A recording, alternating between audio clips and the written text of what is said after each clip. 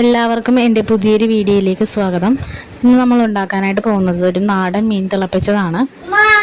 എൻ്റെ വീഡിയോ ഇഷ്ടപ്പെടുകയാണെങ്കിൽ എല്ലാവരും സബ്സ്ക്രൈബ് ചെയ്യുക.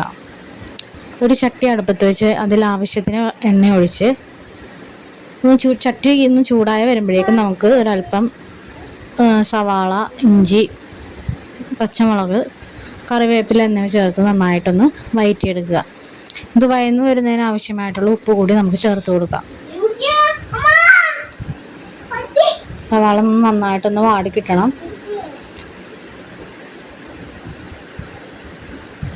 നന്നായിട്ടൊന്ന് വഴന്നു വരുമ്പോഴേക്കും നമുക്ക് ഇതിലേക്ക് ആവശ്യമായിട്ടുള്ള മസാലകൾ ആഡ് ചെയ്ത് കൊടുക്കാം. മഞ്ഞൾപ്പൊടി ഒരു 1/2 ടീസ്പൂൺ ഞാൻ ചേർക്കുന്നുണ്ട്.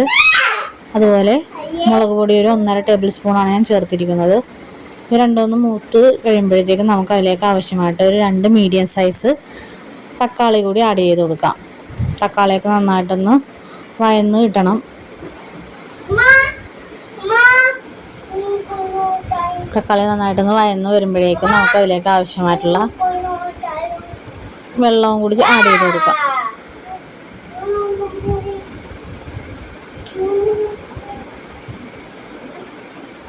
കറിക്ക് വേണ്ട ഉപ്പ് കൂടി ഞാൻ ചേർത്ത് കൊടുക്കുന്നുണ്ട്.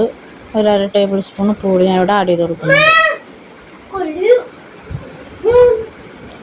ഇനി ഇതിലേക്ക് ഞാനൊരു 3 ടീസ്പൂൺ വിനാഗിരിയാണ് ചേർത്ത് കൊടുക്കുന്നത്. നന്നായിട്ട് തിളച്ച് വരുമ്പോഴത്തേക്കും നമുക്ക് ഇതിലേക്ക് മീൻ ഓരോന്നായിട്ട് ചേർത്ത് കൊടുക്കാം. ഇവിടെ ഞാൻ കഴുകി നല്ല വൃത്തിയാക്കി വെച്ചിരിക്കുന്ന പിലോപ്പിയാണ് ചേർത്ത് കൊടുക്കുന്നത്. ഇതൊരു 5 മിനിറ്റ് നമുക്ക് തിളപ്പിച്ചെടുത്താൽ മതിയാവും. അപ്പോഴേക്കും ഇത് വെന്ത് കിട്ടും.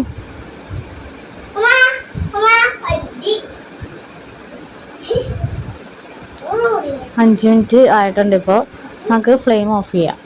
നല്ല സ്വാദിഷ്ടമായിട്ടുള്ള നല്ലൊരു മീൻ തിളപ്പിച്ചതാണിത്. നമുക്ക് ചോറിൻ്റെ ഒപ്പമൊക്കെ നന്നായിട്ട് കഴിക്കാവുന്നതാണ്.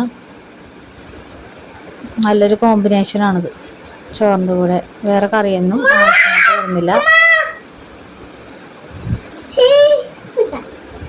എല്ലാവരും ഇപ്പോൾ എൻ്റെ വീഡിയോ ഇഷ്ടപ്പെടുകയാണെങ്കിൽ സബ്സ്ക്രൈബ് ചെയ്യാൻ മറക്കരുത്. മറ്റൊരു വീഡിയോയുമായി പിന്നെയും കാണുന്നവരേക്കും ഗുഡ് ബൈ.